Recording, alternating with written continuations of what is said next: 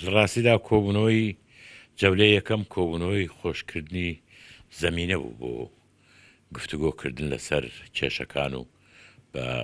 ئیتیجاهی ڕێککەوتن. ئەو کۆبوونەوانەی کە لە پشت دەرگا داخراوەکان دوو قۆڵی دادنی شەرکەسە باسی کۆبوونەوەی ئەو جارە کۆبوونەوەی پرۆژە و تاکیدکردن لەسەر یەک بەیەکی ئەم خاڵانەیە کە لە ناو پەیامەکە بەڕێز کاک مەسعود بارزانی داهاتووە مەسەلەی سەرۆکاتی پەرلەمانە سەرۆکاتی هەرێمە سەرۆکاتی حکوومەتە هەر ڕیفۆرمێکی ترکە لە دام و دەستگاکانی حکوومەت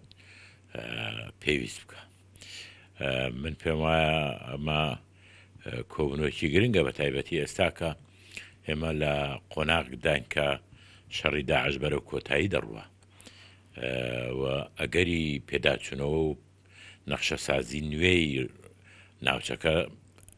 واقعیە تەنها کورد ئەو کاتە بتوانێت ئیسیفادە بکە لە ئەم گۆڕانکاریانەی کە محتەمەلە ببێ ئەگەر کورد کوفتاری یەک و هەڵوێستی یەک و یەک ڕێز بوو کوردی پارچە پارچە ناتوانێت هیچ سوودێکی لەوەر بگرێ و هەمان دەوامەی پێشترێ دووبارە دەبێتەوە. من لەم گفتوگویانە بەڕاستی پێم وایە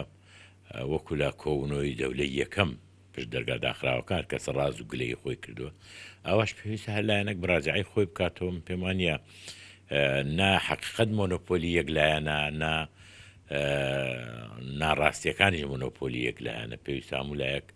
پێداچوونەوەی بکەوە ئەم مەوزوعی لە بەرچاو بیکە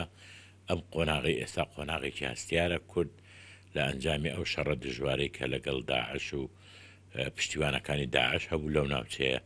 ئەگەری گۆڕانکاری هەیە کورد سوود لەوەربگرێ ئەو کات دەتوانێت کە یەک ڕێز